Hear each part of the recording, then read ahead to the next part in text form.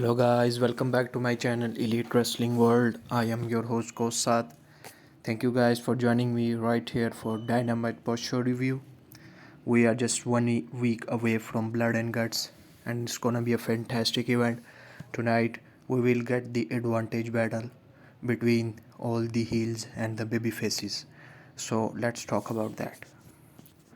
We started off with Tony Schiavone in the ring and said there is a big announcement regarding the new national championship that will be determined at full gear, and some audio music hit and the ops were out to interrupt. So ops tried to get in the ring but security rushed the ring to stop them. Joe said Shivani is only getting more people hurt in this equation. And then Hangman music hit and the AEW One champion sprinted out to the ring. The ops go to get in the ring but Eddie and Hook rush to the ring and keep the ops away from the ring. And Hook took the mic and said the ops are trios champion, so they want them to put their titles on the line in the main event. And Joe happily accepts that challenge from Hook. So it's official for the main event that trios titles will be on the line. First action of the night, Blood and Guts advantage battle, match number 1 between Orange Cassidy and Claudio. These two always have great, excellent chemistry with one another, as the power of Claudio and the speed of Cassidy gel very well.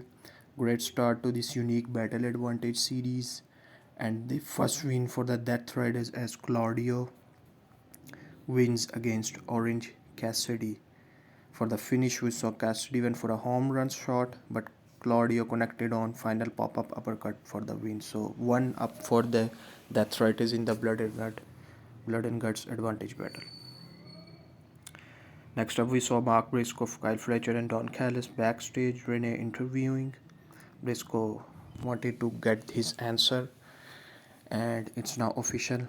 Briscoe wants to make Fletcher a real man and said, "Let's do it again at full gear, no disqualification." Callis said if Briscoe gets a shot at the title, he needs something from Briscoe, and the stipulation is made. If Briscoe loses, he will be joining the Don Callis family. So I think it's a very interesting stipulation, and the match has now up higher stakes. Again, we saw Renee with Young Bucks and Don Callis and Josh Alexander. The announcement is already official for $1 million trios match at full gear. Bucks and Josh Alexander versus Young Bucks. Sorry, Young Bucks and Josh Alexander versus Kenny Omega and Jurassic Express. So Bucks get the treatment they deserve and not some jobbers like they have been. And Callis is always trying to recruit Bucks. He called in Kazuchika Okada to just convince them to join the family.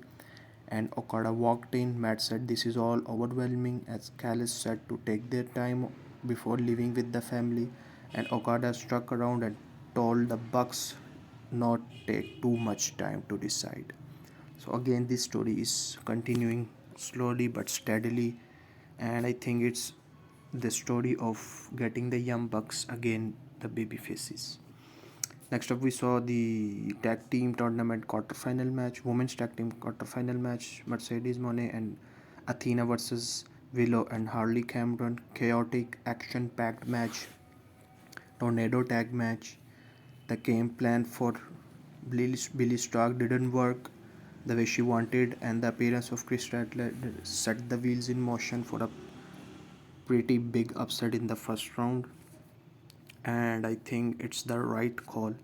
Athena and Mercedes dropping out in the first round. We saw Billy Stark sprinted out to get the distraction. Chris Statler appears, take out Starks, and Willow just caught Athena with a Doctor Bomb, and then Harley Cameron flew in with her finishing move, roll of the dice to pin Athena. That's a very big pin for Harley Cameron, and Babes of Wrath defeated Mercedes and Athena and qualify for the next round. So again, that's a very big win for these two ladies. Next up, we saw the national championship announcement of competitors. It will be decided in a casino gauntlet match. Tony Schiavone is again in the ring. He announces the casino gauntlet. Bobby and Shelton comes out, MVP comes out. He said that Bobby and Shelton will be the first women in the gauntlet. And then MVP said what's interesting is the history of national championship. And the demand interrupts. Ricochet said he will be entering the gauntlet as well and he's gonna win this one. The demand will be met and he'll be the inaugural national champion. And I think Ricochet is a very good chance of winning this title. I think he should win. Next up, Darby Allin, Daniel Garcia, match 2 of the Blood and Guts advantage battle. I think these two have a great chemistry. Heart of Allin was too much for overconfident Garcia, and we saw this was the best Garcia looked since joining the Death Riders. With this win, it means that Jon Moxley will have to battle Roderick Strong on Collision for the final advantage match. We saw Pac hitting the ring. Allin tried fighting him off, but at a big boot, Orange Cassidy ran out to take out Pac. Wheeler Yuta interrupted. Claudio interrupted. Roderick Strong interrupted. Jon Moxley blindsided Kyle O'Reilly ringside.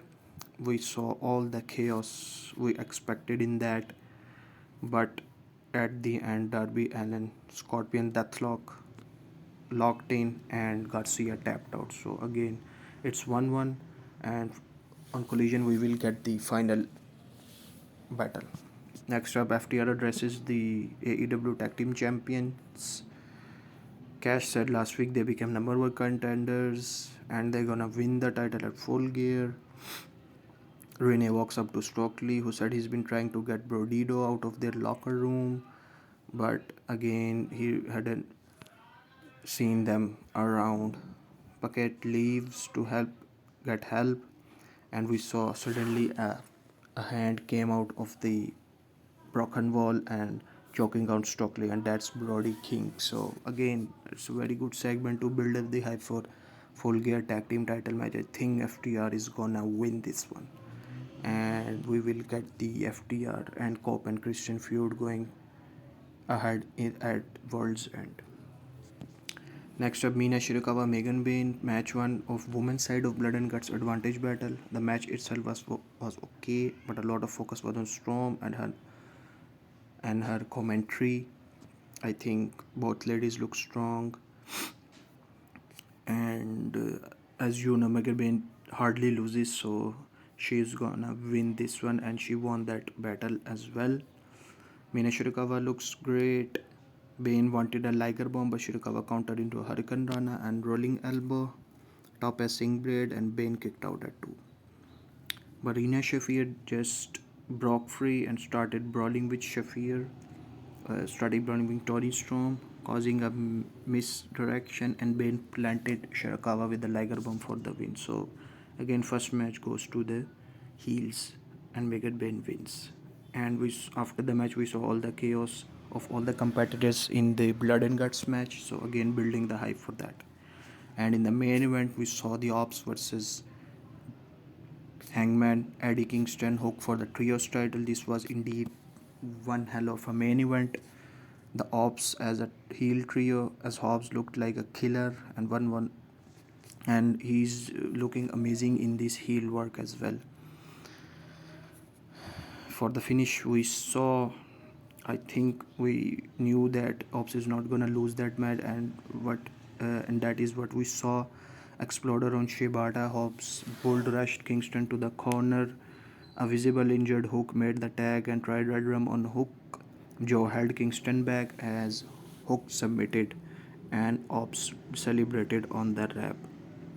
So obviously Joe is gonna take the momentum at Full Gear, but the last hurdle for Hangman is gonna be the match against Powerhouse Hobbs on next week's Dynamite in a Falls Count Anywhere match.